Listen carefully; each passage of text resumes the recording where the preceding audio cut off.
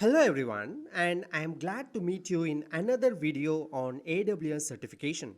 In this video, we will go through 30 sample questions and answer them in detail to help you prepare for the AWS Certified Developer Associate exam. I will leave a link in the description for the entire AWS Developer Practice Test.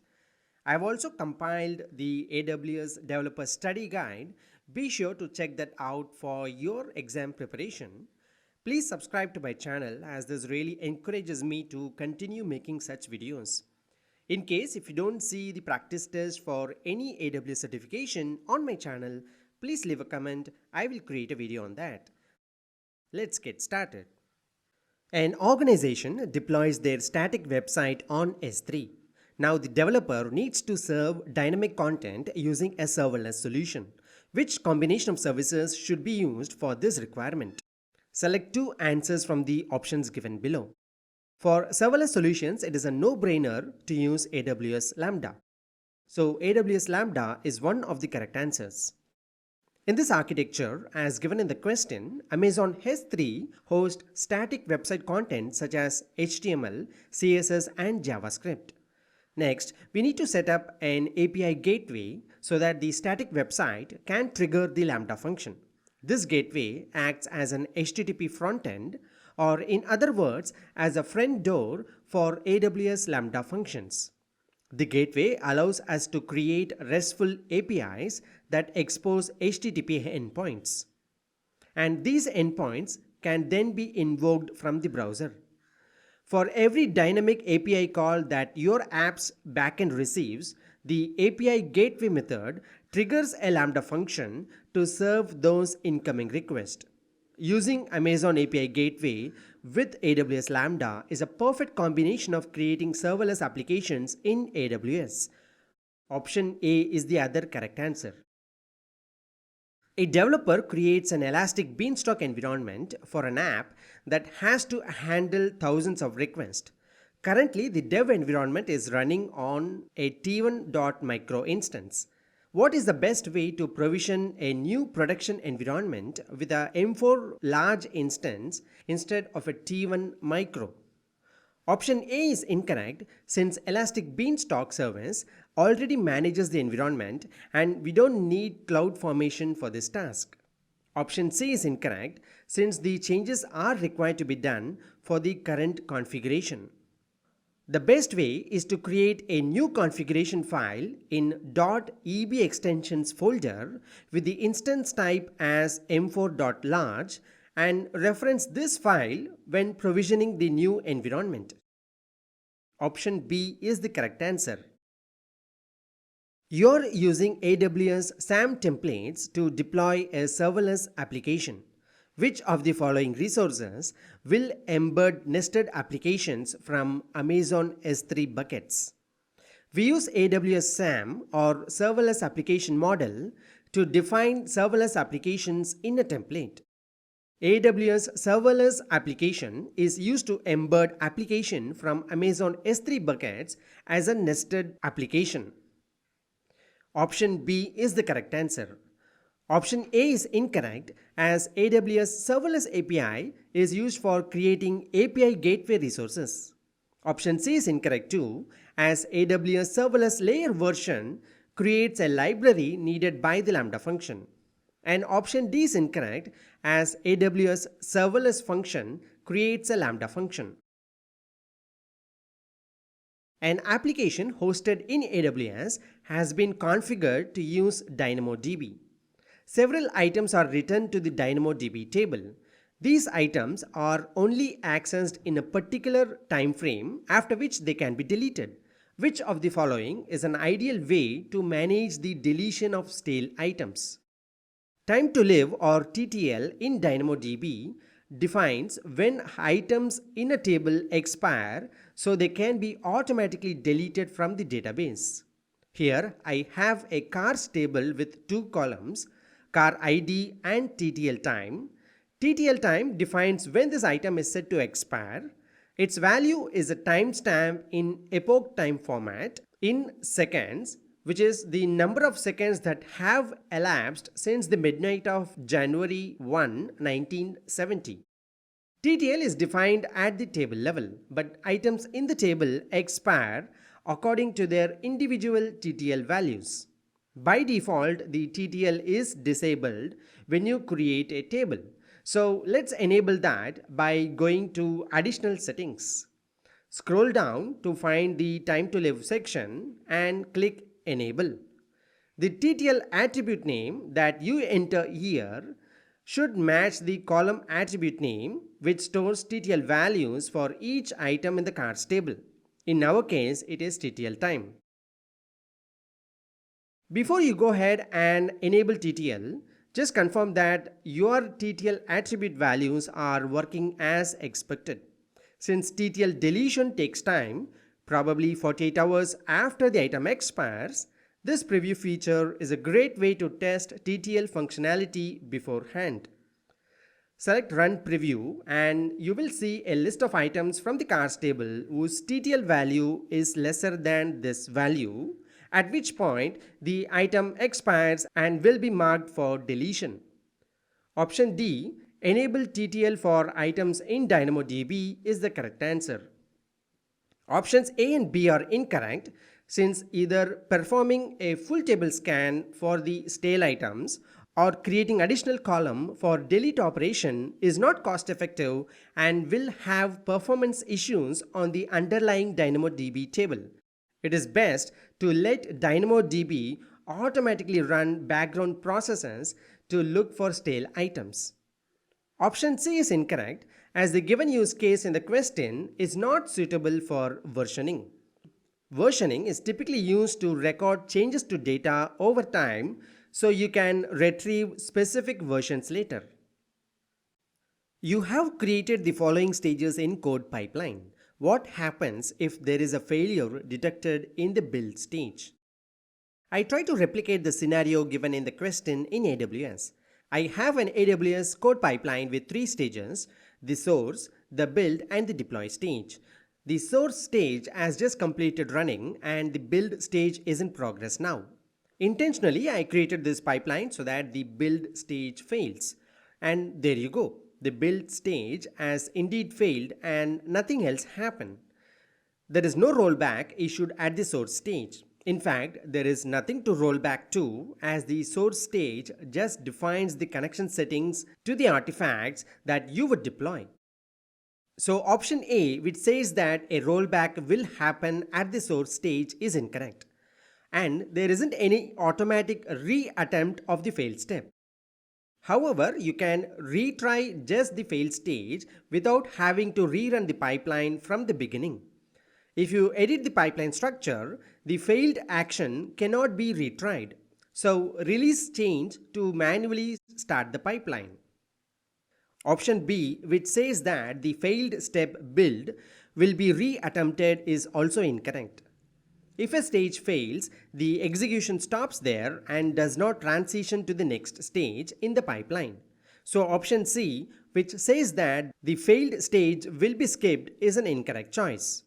Which essentially means if the pipeline fails at any stage, the pipeline stops running and the entire process halts. Option D is the correct answer. Your team has finished development of a new version of an existing web app hosted on AWS. Currently, Route 53 points the company's DNS name to the website. Your management has instructed you to deliver the new application to a subset of users for testing. How can you achieve this?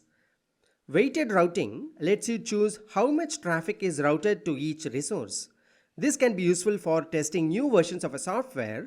For example, a majority of the users to the old version and a small subset to the new version. Option B is the correct answer. Option D is incorrect.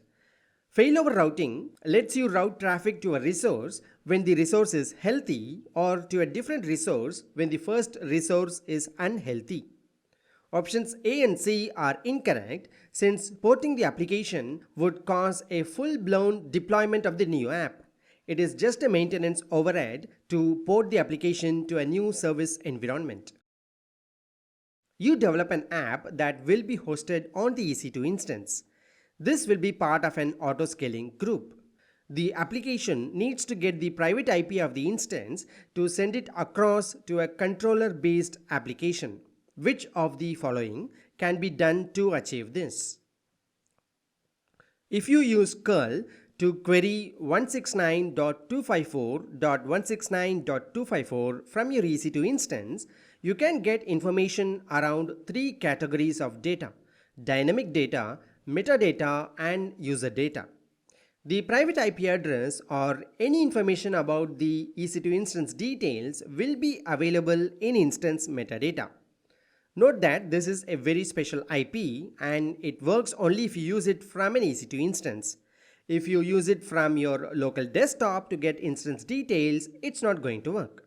For a fact, I know that even Azure uses the same IP to get instance details. Probably GCP has it too, I do not know.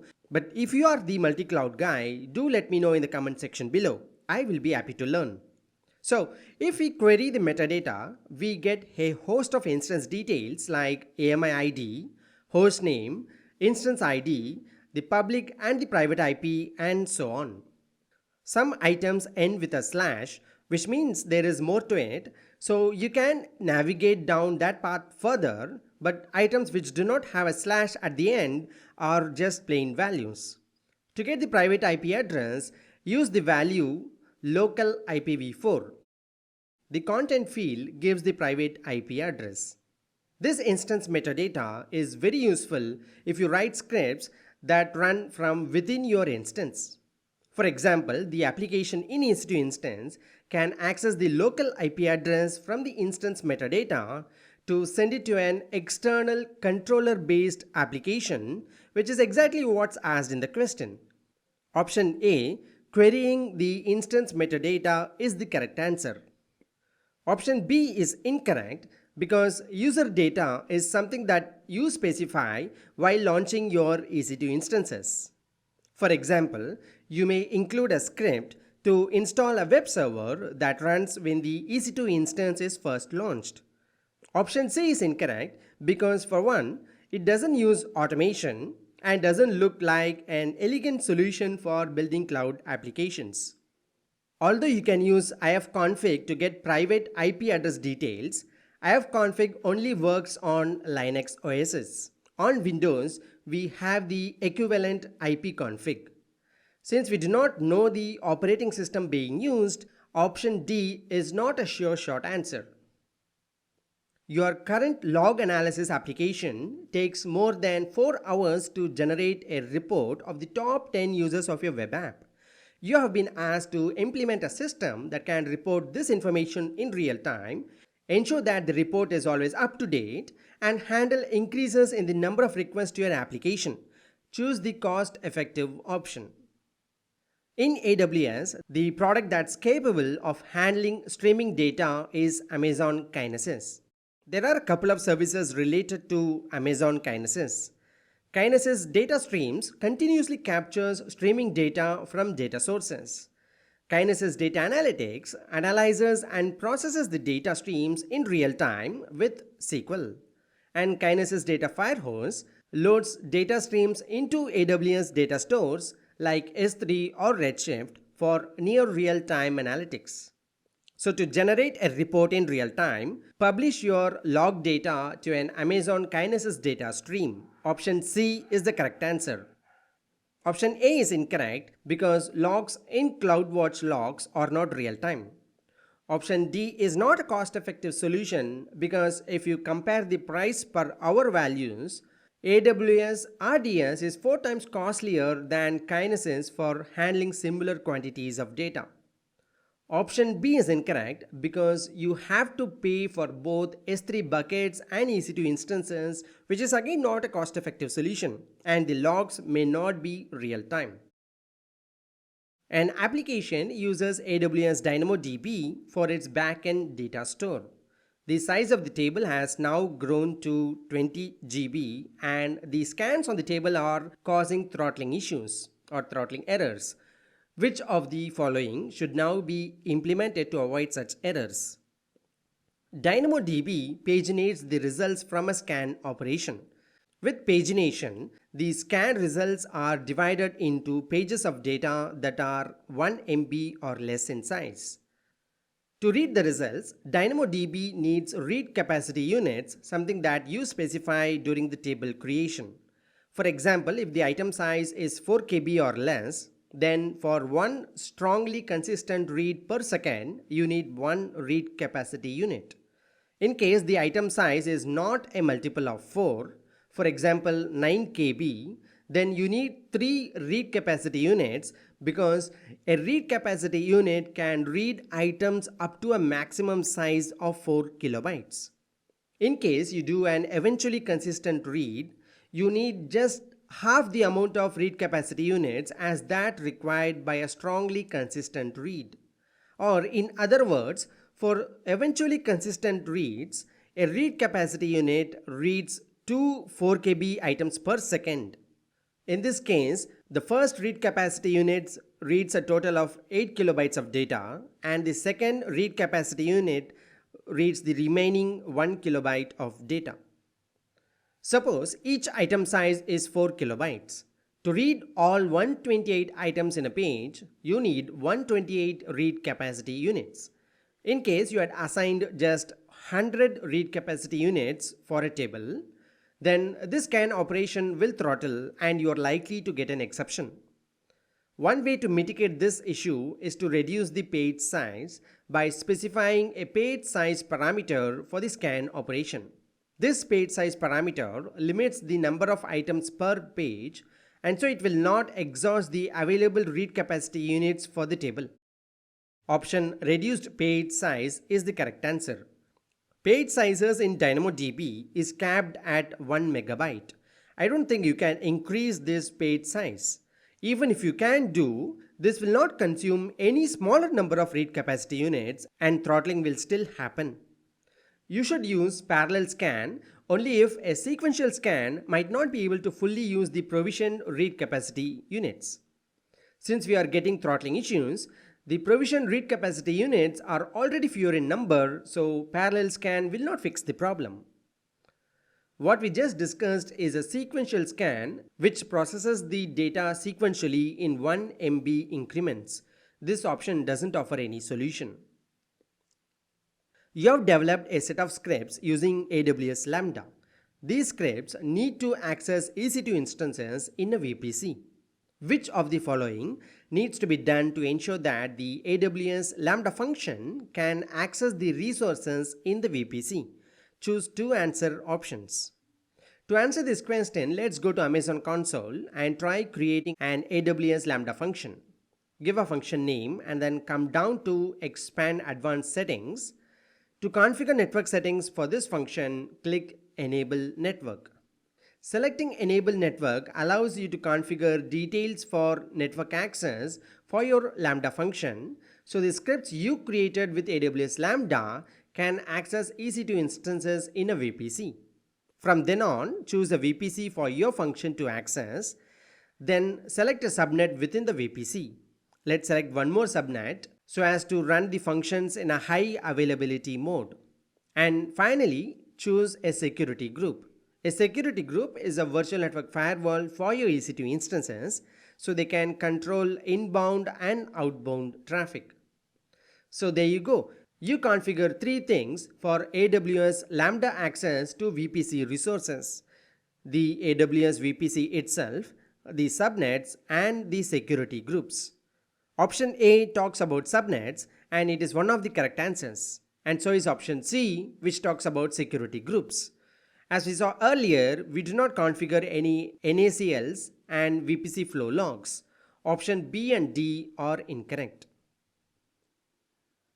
You develop an app that's going to use Amazon Kinesis. Due to high throughput, you decide to have multiple shards for the streams. Which of the following is true when it comes to processing data across multiple shards? A Kinesis data stream is a set of shards. Each shard has a sequence of data records. Kinesis data streams let you read records in the same order to many Kinesis data streams applications. To enable ordering, call the putRecord API to write to a shard while using the sequence number for ordering parameter. Setting this parameter guarantees increasing sequence numbers for puts from the same client and to the same partition key. Consumers use shards for parallel data processing and for consuming data in the exact order in which they are stored. So, although you can guarantee the order within a shard, you cannot guarantee the order across multiple shards. Option A is the correct answer, and all the other options which state the contrary are incorrect. You have to maintain an app using Elastic Beanstalk. At times, you hit the application version limit when deploying new versions of the app.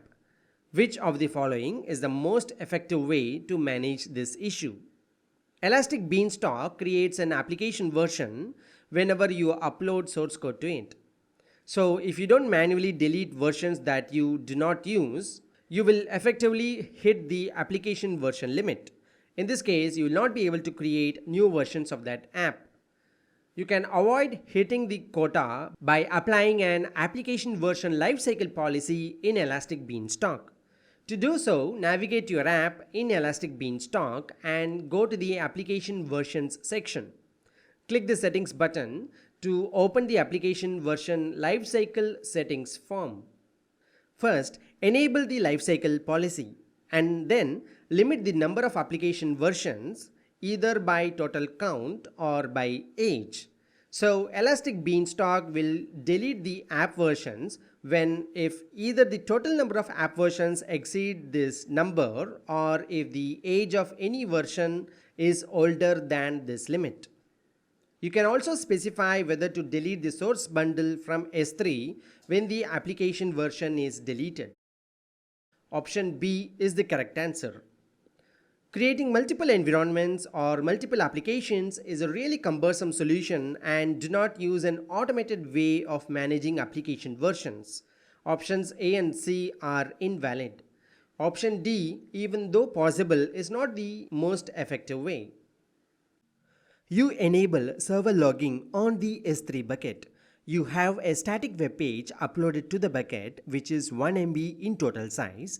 After a duration of 2 weeks, you come back and see that the size of the bucket has increased to 50 MB. Which of the following could be a reason for this? As you have enabled server logging on the S3 bucket and since the size of the bucket has increased in 2 weeks' time, it is quite evident that the server access logs are configured to be delivered to the same bucket as the source bucket. Which is actually not what AWS recommend because choosing the same bucket for storing logs as well as your original content can trigger additional logs to be created and this could result in a small increase in the storage building cost. Option C, which states that the server access logs are configured to be delivered to the same bucket as the source bucket, is the correct answer. Option A is incorrect because cross-region replication does not add any additional space in the source bucket. Option B is incorrect because encryption 2 doesn't consume any space. Option D is incorrect because monitoring is different from logging. Monitoring deals with metrics and does not add any data to the S3 bucket. A company has a CloudFormation template to create a huge list of resources.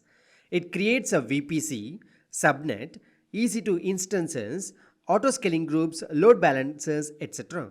Which of the following should be considered when designing such CloudFormation templates? Well, since the template creates a huge list of resources, it is better to break the template into smaller manageable templates. Option B is the correct answer. Option A is incorrect. Rather than creating the entire stack from the template, the best practice is to separate out common components and create dedicated templates. That way you can mix and match different templates with nested stacks. Option C and D are incorrect because the question talks about designing templates and not about packaging and deployment. An application has a database in an AWS RDS instance. When the traffic is high, the application's response time grows as there are many read queries to the RDS database. Which of the following can be used to decrease the response time for the application? You can reduce the load on your source DB instance by routing read queries from your applications to the read replica. These read replicas allow you to scale out beyond the capacity constraints of a single DB for read-heavy workloads. Enabling read replicas for the database is the correct choice. Enabling multi-AZ for the database is incorrect choice because multi-AZ is used in fault-tolerant scenarios to help recover your database in case of any failure. As you can see in this table, the main purpose of a multi-AZ deployment is high availability, whereas the objective of read replica is scalability in case the traffic increases. Option C is an incorrect choice. Changing the database type is not ideal when your traffic suddenly spikes. Moving on to the next question, you have deployed an application on an EC2 instance. This application makes calls to a DynamoDB service. There are numerous performance issues in the application, so you decide to use the X-Ray service to debug that. However, you're not able to see the trails in the X-Ray service. Which of the following could be the underlying issue? Choose two answers from the options given below. AWS X-Ray collects data about request and response that your application serves and calls that your app makes to the downstream AWS resources. The AWS X-Ray daemon is a software application that listens for traffic on UDP port 2000. The daemon must be running so the data sent by the SDKs can reach the daemon, which in turn relays the data to the AWS X-Ray API. So before using X-Ray, the AWS X-Ray daemon has to be downloaded and installed on the EC2 instance. So option A could be one of the reasons why you do not see trails in the X-Ray service. Once you install the X-Ray daemon, the daemon needs permission to upload trace data to X-Ray. On EC2, the daemon uses the instance profile role automatically. So ensure that the IAM role attached to the instance has permission to upload trace data to X-Ray. Let's try creating such a role in IAM. Choose an AWS service and EC2 as the common use case and click Next. Search for the policy with the keyword AWS X-Ray. The AWS X-Ray daemon write access policy gives X-Ray daemon the permission to upload trace data. Select this policy, give a role name and create the role. On the EC2 instance page, select your EC2 instance to attach the newly created role. Choose the IAM role and save the details. So option C could be another reason for the underlying issue. Option D is incorrect as it wrongly states that the IAM role needs permission to upload data to CloudWatch. We need permission to upload data to X-Ray, not CloudWatch. Well, I'm not sure what they mean by saying the right AMI is not chosen for the EC2 instance, but X-Ray daemon runs on all major operating systems like Amazon Linux, Ubuntu and Windows Server. So option B is incorrect. You deploy an application to the worker role in Elastic Beanstalk. Moreover, this worker application will run periodic tasks. Which of the following is a must-have as part of the deployment? You can offload long-running tasks in Elastic Beanstalk to a dedicated worker environment. For interactive applications, this spawns a worker process locally, returns access to the front end, and then process the task asynchronously. So if you want to deploy a worker application to process periodic background tasks, your application source bundle must include a cron.yaml file. In this file, you define periodic tasks to add jobs to your worker environment's queue at regular intervals. Option B is the correct answer. The appsec.yaml file is used by CodeDeploy to manage a deployment. And if you create an appsec file using JSON, that's an appsec.json file. So options A and D are incorrect. I'm not sure what a cron.config file is. You develop an application that's hosted in AWS Lambda. The function will make calls to a database. A requirement is that all database connection strings should be kept secure. Which of the following is the most secure way to implement this? Right away, it is easy to identify that options A, B, and D are incorrect. Storing the connection string values in a CloudFormation template exposes the secure data. So is option B, where the database connection string values are stored in the app.json file. And option D2, where the connection string is stored in the AWS Lambda function. The only sensible option is C. You can use parameter store parameters with other AWS services like AWS Lambda to store and retrieve secrets and configuration data from a central store. Here is an example of a Lambda function which accesses configuration data from AWS parameter store. A company has an application that works with DynamoDB.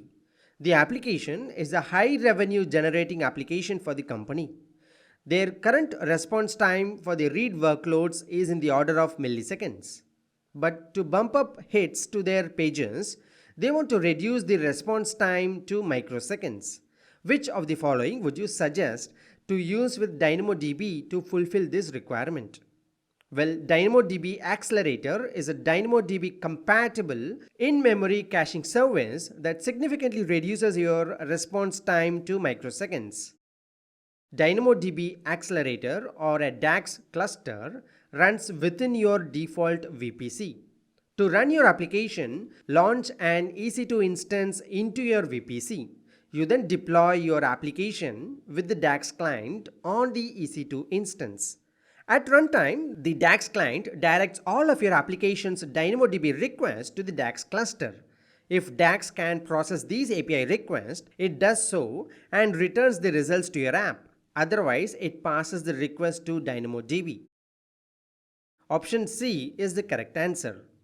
Technically, you can use Elasticache too, but DAX is a better solution for reducing latency for read-heavy workloads.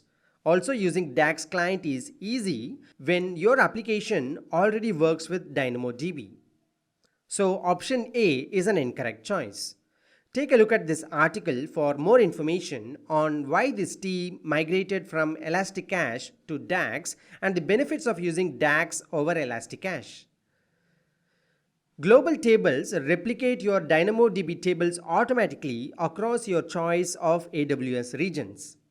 Well, increasing throughput is beneficial if you have throttling errors for the table, which means your traffic volume has increased and you don't have enough capacity to serve those requests.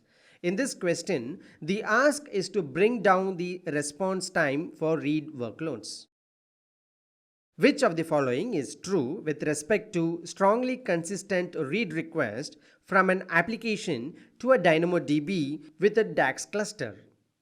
Query cache and item cache are two different caches in DynamoDB Accelerator. Item cache, as the name indicates, caches individual items when the application issues a get item or a batch get item request. And query cache caches the result of a query. But DAX is not ideal for applications that require strongly consistent reads. In fact, DAX is best used with applications that require eventually consistent reads. So for strongly consistent reads, requests are forwarded neither to item cache nor query cache, but directly to DynamoDB, and the results are not cached. Option D is the correct answer. Your team lead has finished creating a build project in the console. You have access to run the build, but not to access the project. You want to specify a different source location for the build. How can you achieve this?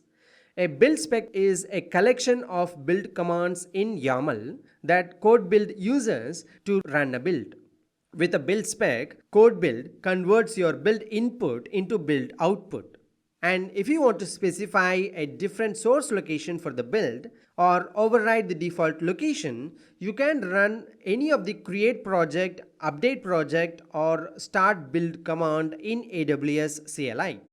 Since the question mentions that you do not have access to the project, options A and B, which issue update project commands, are incorrect. Option C, which uses start build command, is the correct choice. You create and run an AWS Lambda function, but the function's output is not as expected. You need to check what is the issue. Which of the following can help the developer debug the issue with the Lambda function? AWS Lambda automatically monitors all Lambda functions on your behalf. Lambda logs all requests handled by your function and also automatically stores logs generated by your code through Amazon CloudWatch logs. Navigate to any function you created and from there go to the Monitor tab. You can either view the CloudWatch metrics for your function or view logs in CloudWatch. But before that, you need to associate a CloudWatch logs group with your Lambda function, and this association is automatic if you create a log group with a name using the format /AWS/Lambda/your function name. Let's copy that and create the log group. Now you can view all the logs generated by your function in this log group. Option A is the correct choice. Option B is incorrect as VPC flow logs help you to log IP traffic in your VPC. Options C and D are incorrect as they cannot be used to debug Lambda functions. You work on an application that's hosted in EC2 and interacts with an SQS queue. You notice that when the application pulls messages, it gets many empty responses. What can you do to ensure that the application uses the SQS queue effectively? When you receive a lot of empty responses, you are not using the SQS queue effectively. So your cost will increase as SQS bills you for every request. The reason why you are receiving many empty messages is you are using short polling. With short polling, the request queries only a subset of the servers. Amazon SQS sends the response right away even if the query finds no messages. When you either set wait time seconds to 0 for a request or the queue attribute receive message wait time seconds to 0, short polling is in action. When you set the wait time seconds greater than 0, long polling is in action. Long polling helps reduce the cost of using Amazon SQS by eliminating the number of empty responses by allowing SQS to wait until a message is available in a queue until the connection times out. Option A is the correct choice and option C is incorrect. After you receive a message from the queue, the message still remains in the queue. Visibility timeout prevents other customers from processing the same message again until the visibility timeout period. So once you receive the message, for further request, the queue doesn't return any message until the timeout period expires. Once visibility timeout expires, the queue returns the message for any request. So it is your responsibility to delete the message within the visibility timeout period. So option B is not relevant to this scenario. Option D is incorrect as exponential backoff is generally used for error retries. Your team has developed an application using Docker containers. You need to host this application in AWS. You also ensure that the AWS service has orchestration services built in. Which of the following can be used? Amazon Elastic Container Service has managed container orchestration. That's the most suitable choice. Options A and B are not actually invalid, but they would involve additional maintenance activities. Given the options, Elastic Container Service is the best choice. Option D is incorrect since S3 is object-based storage. You develop an application that works with the DynamoDB table. During the development phase, you want to know how much of the consumed capacity is being used for the queries being fired. How can this be achieved? By default, a query operation does not return any data on how much read capacity it consumes. However, you can specify the return consumed capacity parameter in the query request to obtain this information. If you set this parameter value as total, the response includes the number of read capacity units consumed. If you set this parameter value to none, which is also the default value, no capacity unit data is returned. For the parameter value indexes, the response shows the aggregate number of read capacity units consumed for both table and the index. Option C is the correct choice. All other options state otherwise and so invalid. Your development team is working with Amazon step functions.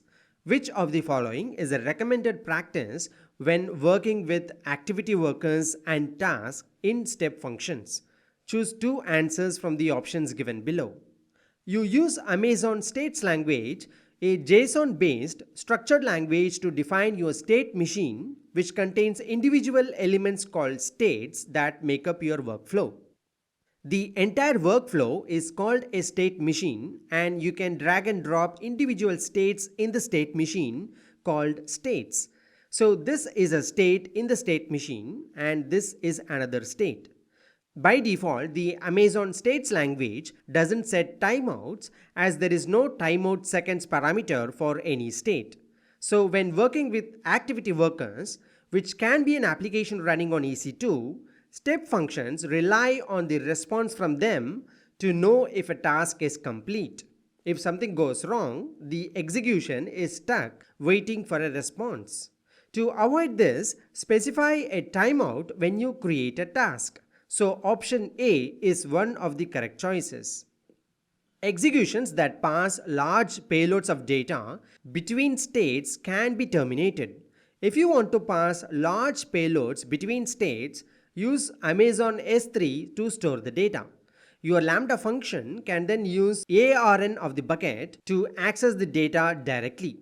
Option C is the other correct answer, and so option D is incorrect.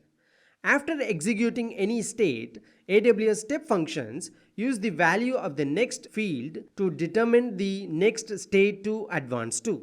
Most states permit only a single transition rule via the next field. However, certain states, for example a choice state, allow you to specify multiple transition rules. So option B, which states that you can use only one transition per state, is an incorrect choice. Your team configures CodeBuild to run builds in AWS. The source code is stored in a bucket. When the build is run, you get the below error. The bucket you are attempting to access must be addressed using the specified endpoint. Which of the following could be the cause of the error? Looking from the error message and the given options, it looks like option A is likely the correct choice, as requiring a specific endpoint doesn't really relate to bucket versioning or MFA. To answer this question, you should have enough experience deploying applications in CodeBuild. However, there is a troubleshooting section for AWS CodeBuild which lists different errors that you might encounter and the recommended solutions. For the error given in the question, the possible cause is that the source code in S3 bucket and the CodeBuild project are in different AWS regions. Option A is the correct choice. Your team manages a set of applications in AWS. There is a requirement to carry out blue-green deployments for the future. Which of the following can help you achieve this? Choose two answers from the options given below. In a blue-green deployment strategy, you create two separate environments.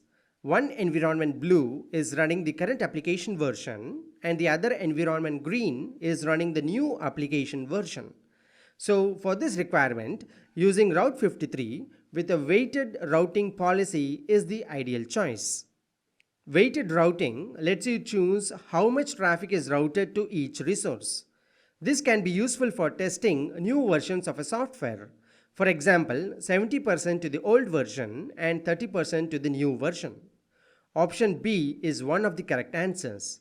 Option A is incorrect. Failover routing lets you route traffic to a resource when the resource is healthy or to a different resource when the first resource is unhealthy. Further, you can even configure an elastic load balancer for the blue-green deployments. Option C is correct too. Option D doesn't seem relevant to the question. You work on a development project. The project entails streaming data into Amazon Kinesis streams from various log sources. You need to analyze real-time data using SQL. Which of the following can be used for this purpose? Option A is incorrect since Kinesis Firehose delivers real-time streaming data to destinations like S3 and Redshift. With Amazon Kinesis Data Analytics, you can analyze streaming data using standard SQL. This service helps you to run SQL code against streaming sources to perform time series analysis. Option C is incorrect since Athena is a query service that makes it easy to analyze data already in Amazon S3 using standard SQL. Option D is incorrect since EMR is a fully managed big data platform. You have to develop an application that transfers the logs from several EC2 instances to an S3 bucket. Which of the following would you use for this purpose? AWS Data Pipeline is a web service which automates data movement and transformation. You can use AWS Data Pipeline to archive your web service logs to Amazon S3. Option C is the correct answer. We have already learned what Athena and EMR are used for, and AWS DMS, as the name indicates, is for migrating databases. Once you're done, let's submit the test and verify the performance. So if you're preparing for the AWS Certified Developer Associate exam, check the description for the link to the entire practice test that covers the length and breadth of all the objectives in the exam. Also, check out my YouTube channel. I have already covered the sample exam questions for other AWS certifications, and in case if you don't find them for any AWS certification, please leave a comment. I will create a video on that. As always, share the video and please do subscribe to my YouTube channel because more awesome videos are on the way.